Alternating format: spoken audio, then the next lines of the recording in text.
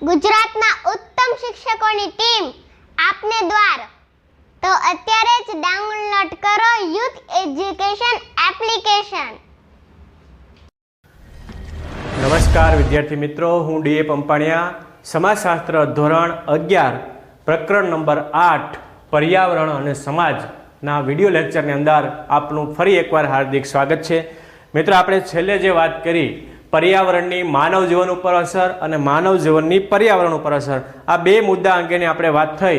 હવે આપણે એક નવો મુદ્દો જોવા જઈ રહ્યા છે, ત્યારે ભારતની અંદર થયેલા પર્યાવરણવાદી આંદોલનો। તો એમાં ઘણા બધા આંદોલનનો સમાવેશ થાય છે મિત્રો, પણ અહીંયા આપણે બે આંદોલનની વાત એ મૂકી છે, અને ખાસ એક એવું મહત્વનું આંદોલન કે જે તમે ધોરણ 10ની અંદર પણ ભણીને આવ્યા છો, કદાચ તમને યાદ હશે, અને એ આંદોલન છે ચીપકો આંદોલન। ચીપકો આંદોલન, હવે તમને યાદ આવ્યું હશે કે ચીપકો આંદોલન આપણે 10મા ધોરણની અંદર ભણી ગયા છો, તો એને અંગે ચર્ચા કરવાની છે। અને બીજું એક આંદોલન છે, એ છે નર્મદા બચાવ આંદોલન। તો નર્મદાને બચાવવાની વાત થઈ, એ બે આંદોલન વિશે આપણે ચર્ચા કરવાની છે। તો આપણે શરૂઆત કરીએ પહેલા ચીપકો આંદોલનની। મિત્રો, ચીપકો આંદોલન એટલે શું, એના વિશે થોડીક ડિટેલમાં તમને માહિતી હું આપું છું કે આ જે આંદોલન છે એ પર્યાવરણવાદી લોકો એને એક મહત્વનું આંદોલન તરીકે ઓળખાવે છે। શું કામ? તો કે આ આંદોલનની અંદર મહિલાઓની સામેલગીરી વિશેષ મહત્વની હતી, અને મહિલાઓ જ્યારે પર્યાવરણના પ્રશ્નો લઈને, પર્યાવરણની સમસ્યાઓ છે અથવા પર્યાવરણને બચાવવા માટેનો જ્યારે પ્રયાસ કરવામાં આવે છે, એટલા માટે આ આંદોલન વિશેષ મહત્વ ધરાવે છે। બીજું કે આ આંદોલનનો જે આખો એક વિસ્તાર છે, એ વિસ્તાર એવો વિસ્તાર છે કે જ્યાં ખાસ આદિવાસી મહિલાઓ વસવાટ કરે છે, અને આદિવાસી લોકોની મહિલાઓએ જ્યારે ગૌરી દેવી નામની મહિલાએ આનું નેતૃત્વ સંભાળ્યું હતું, અને એક આખી પરિષદ ભરીને બધી મહિલાઓને સંગઠિત કરી। આ સંગઠન શક્તિ, અને એ સંગઠન શક્તિ પણ મિત્રો સાચા અર્થની અંદર, ખરા અર્થમાં જ્યારે પર્યાવરણ બચાવવાની વાત જ્યારે થતી હોય ને, ત્યારે એ આંદોલન વિશેષ મહત્વ ધરાવતું હોય છે। તો એના અંગે આપણે ચર્ચા કરીશું। બીજી વાત કે આ આંદોલન જે ફેલાયેલું છે એ ખાસ ઉત્તર પ્રદેશ રાજ્ય અને એનું જે પેટા રાજ્ય એટલે કે એમાંથી અલગ પડેલું આપણું ઉત્તરાખંડ રાજ્ય અને આસપાસના એના જિલ્લાઓ છે, તેહરી છે, પાઉર છે, ગઢવાલ છે, આ બધા જિલ્લાની અંદર વસવાટ કરતા આદિવાસી લોકો સાથે સંકળાયેલું આંદોલન છે। ચીપકો આંદોલનનો મતલબ શું એ હું તમને સમજાવીશ કે ચીપકો આંદોલન કોને કહેવાય, પણ એ પહેલાં આપણે એની ઇતિહાસ જોઈ લઈએ કે જે એ પ્રદેશની અંદર ફેલાયેલા લોકો, એની રોજીરોટી શું, તો કે જંગલોની અંદર વસવાટ કરતા, પહાડી વિસ્તારની અંદર વસવાટ કરતા આદિવાસી લોકો એ જંગલમાંથી પેદાશો એકઠી કરે, મધ, લાખ, ગુંદર, પતરપડિયા, વાંસ, ટોપલી ટોપલા, સળીઓ એ બધું બનાવે અને શહેરો સુધી એ વેચવા માટે જાય। આ એની મુખ્ય પ્રવૃત્તિઓ, અને એમાંથી રોજીરોટી મેળવે, અને એમાંથી એ પોતાના કુટુંબનું ભરણ પોષણ કરે। આ વાત થઈ એ ચીપકો આંદોલન સાથે સંકળાયેલા લોકોની। હવે એની દૈનિક પ્રવૃત્તિ, હવે ભારત સરકારે એ સમયે સાયમન કમિશનના એજન્ટોને વૃક્ષો કાપવા માટેની લીઝ આપી, રમતગમતના સાધનો બનાવવા માટે વૃક્ષો કાપવા માટે એક કરાર કર્યો, અને સાયમન કમિશનના એજન્ટો એ વૃક્ષો કાપવા માટે જ્યારે આ વિસ્તારોની અંદર આવે છે, એટલે તેહરી છે, પાઉરી છે, ગઢવાલ છે, ઉત્તર પ્રદેશ રાજ્યના જિલ્લાઓ છે, એની અંદર જ્યારે એ વૃક્ષો કાપવા માટે આવે છે, તો ત્યારે ત્યાંના સ્થાનિક આદિવાસી લોકોને ખ્યાલ આવે છે કે આપણે જે વિસ્તારની અંદર આપણી જે રોજીરોટી છે, આપણી જે એમાંથી જે કંઈ મેળવીએ છીએ એ તો કપાઈ જવાના છે વૃક્ષો, તો આપણે રોજીરોટીનો પ્રશ્ન શું, આર્થિક ઉપાર્જન કઈ રીતે પછી કરવું, તો એ એના બાળકોનું ભરણ પોષણ કઈ રીતે કરવું, આ બધા પ્રશ્નો મિત્રો એની સાથે સંકળાયેલા, અને એ લોકોએ ગૌરી દેવી નામની મહિલાએ ગોળેશ્વર ખાતે આપણે નોટ કરજો, આ ગોળેશ્વર ખાતે એક પરિષદ ભણાવી, અને એનું ગૌરી દેવી નામની મહિલા એ આગેવાની લીધી હતી, અને બધી જ મહિલાઓને એકઠી કરી, બધા લોકો આદિવાસી લોકોને એકઠા કર્યા, અને એને કહેવામાં આવ્યું કે જો આપણે આ રીતે જો આ પ્રશ્ન આપણો છે અને એની અંદર જો વૃક્ષો કપાઈ જશે તો આપણી સમસ્યાઓ છે, એટલે કે આપણા જે એ સમસ્યાઓ છે એ ક્યારેય એને આપણે સમાધાન થઈ શકવાનું નથી। એટલા માટે બધી જ મહિલાઓ એ સંગઠિત થઈ, અને એક સૂત્ર આપવામાં આવ્યું કે વૃક્ષો એ અમારી જનની છે, વૃક્ષોનું બલિદાન આપતા પહેલા અમારું બલિદાન લેવું એ વધારે ઉચિત ગણાશે। આવું એક સૂત્ર આપવામાં આવ્યું, અને એ સૂત્ર સાથે બધી મહિલાઓ સંગઠિત થઈ, અને એક એવો ઝુંબેશ ચલાવવામાં આવ્યો કે જ્યારે સાયમન કમિશનના એજન્ટો જ્યારે વૃક્ષો કાપવા માટે આવે ત્યારે બધી જ મહિલાઓએ વૃક્ષને બાદ ભરીને ચીપકી જવું. આ આંદોલનનું નામ ચીપકો આંદોલન પડ્યું. આ એનું ટાઇટલ, બરોબર છે.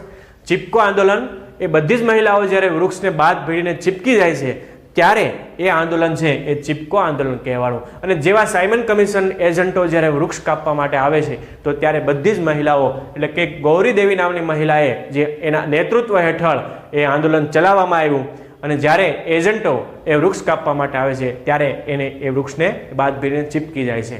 ત્યાંથી એ સાયમન કમિશનના એજન્ટો આખરે એક કોન્ટ્રાક્ટ રદ થાય છે અને એના કારણે એ એક આંદોલન, એક સફળ કાર્ય આંદોલન જેને કહી શકાય, એક સારું નેતૃત્વ એ ધારણ કરતી મહિલાઓ, જે આદિવાસી મહિલાઓએ એ સારું નેતૃત્વ ધારણ કર્યું અને એને કારણે પર્યાવરણનું બચાવ થયો, પર્યાવરણનું જતન થયું અને એક નારી શક્તિ, નારી સંગઠનની બાબતમાં એ બધી જ ગૌરી દેવી નામની મહિલાઓને એ શ્રેય જાય છે.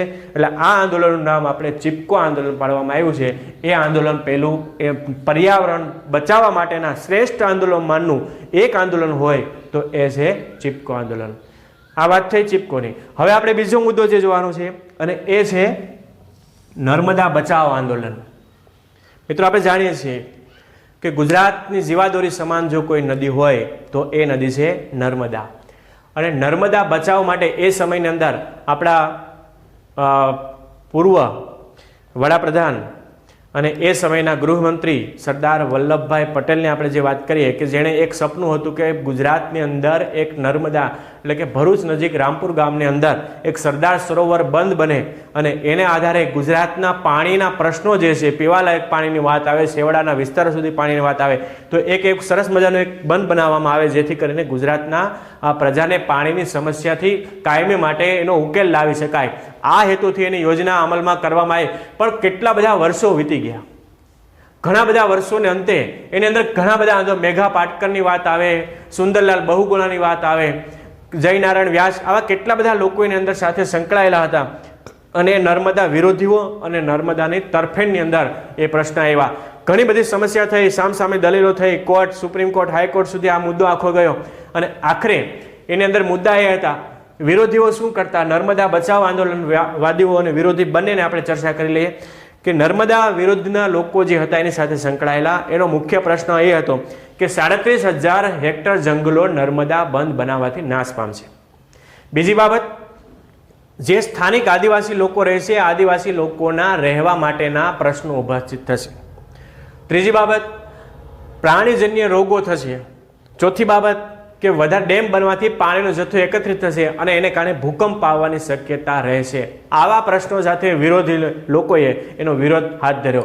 અને સાથે એના તરફેણવાદીઓ જે હતા એ તરફેણવાદીઓના બચાવની અંદર એવી વાત કરવામાં આવી કે 37,000 હેક્ટર જંગલો જે નાશ પામે છે એની જગ્યાએ નવસર્જન એટલે કે નવું આખું એક વનીકરણ વિભાગ ઊભો કરવામાં આવશે અને એનાથી વધારે વૃક્ષો એ વાવવામાં આવશે. બીજી વાત થઈ જે આદિવાસી લોકોના વસવાટ અંગેના પ્રશ્નો છે તો એના માટે પુનર્વસવાટ માટે 80% કરતાં વધારે આદિવાસી લોકોને સ્થળાંતર કર્યું છે, પુનર્વસવાટ માટે તૈયાર થયા છે. નવી જમીન અને નવા મકાનો એના માટે સરકારે બનાવી આપ્યા છે. આ ત્રીજો પ્રશ્ન. ચોથી વાત આવે છે કે ભૂકંપ આવવાની શક્યતા વધશે. તો ભૂકંપ આવે તો નર્મદા ડેમની મજબૂતાઈ એવી છે મિત્રો કે એની અંદર જે કેમિકલ અને લોખંડ, પોલાદ અને સિમેન્ટ એ રીતનો એ હાઈ ક્વોલિટીનું મટીરિયલ્સ વાપરવામાં આવ્યું છે કે 7 કે 8ની તીવ્રતા સુધીનો ભૂકંપ આવે તો પણ નર્મદા બંધને કશી અસર થવાની નથી. આ તરફેણવાદીઓનો મુદ્દો છે. તો આ અને પ્રાણીજન્ય રોગોની વાત આવે તો એ પ્રાણીજન્ય રોગો માટે પણ સરકારે એના અંગેના જે કોઈ પણ આરોગ્ય અધિકારીઓ, આરોગ્ય સચિવો અને એના નિષ્ણાંત ટીમોની ટીમ બનાવીને એક સરસ મજાનું આયોજન એના માટે કરેલું છે. આ તરફેણવાદીઓના મુદ્દાઓ હતા અને આખરે આ બધા જ કોર્ટ મેટર થઈ, કેટલાક વ્યક્તિઓ આંદોલન ચલાવ્યા, કેટલાક વ્યક્તિઓ ઉપવાસ ઉપર દેખાવો થયા, હુલડો થયા અને આખરે નર્મદા યોજનાને સરકારે મંજૂરી આપી. અને મિત્રો આજે આપણે જોઈએ છીએ કે ગુજરાતની જીવાદોરી સમાન 137 મીટર સુધીનો ઊંચાઈનો બંધ અને આજની તારીખે 122 મીટર કરતાં વધારે ઊંચાઈએ નર્મદા નદીની અંદર સરસ મજાનું પાણી ભરેલું છે. અને ગુજરાતના છેવાડાના કચ્છ વિસ્તાર સુધી જાફરાબાદ સુધીના વિસ્તારો કે વેરાવળ સુધીના વિસ્તારો સુધી એ નર્મદાનું પાણી આજે આપણને મળે છે. તો એ જ એ નર્મદા યોજના એટલે કે ભારતની અંદર એક ઉત્તમ પ્રકારનું આંદોલન એ નર્મદા બચાવ આંદોલન પણ થયું છે. તો આ બે આંદોલનની વાત થઈ. હવે બીજું કે એના પ્રશ્નો અને પડકારોની વાત કરીએ આપણે તો એક આપણે 1978ની અંદર એ સમયના વડાપ્રધાન અને ત્યારે ખાસ એક hydro electronic project the silent valley movement ચલાવવામાં આવી હતી, ચળવળ ચલાવવામાં આવી. આવી ઘણી બધી ચળવળો ભારત દેશની અંદર થાય છે, પણ આપણે મિત્રો અહીંયા ખાસ બે જ વસ્તુ તમને પરીક્ષામાં જો વિભાગ એની અંદર પ્રશ્ન પૂછાય તો ચિપકો આંદોલન અથવા નર્મદા આંદોલન એ બેની વાત આની અંદર આવશે. આ સિવાયની ઘણી બધી મૂવમેન્ટ એટલે કે ચળવળો ચાલી છે. પર્યાવરણ બચાવવા માટે કેટલા બધા લોકોએ ઝુંબેશ હાથ ધરી છે. આપણે ખાસ દરિયાકાંઠાના વિસ્તારની અંદર ખારા પાણીની અસરની વાત આવે, ત્યારબાદ લાઇમસ્ટોનની વાત આવે, તો ઘણી બધી મૂવમેન્ટ મિત્રો દેશની અંદર ચાલતી હોય, પણ ઉત્તમ પ્રકારની મૂવમેન્ટની અહીંયા વાત કરી છે ચિપકો આંદોલન અને નર્મદા આંદોલન. તો આટલી વાત રાખીએ છીએ. નવા પીરિયડમાં નવા મુદ્દા સાથે આપણે ફરી પાછા મળીશું. આભાર, ધન્યવાદ.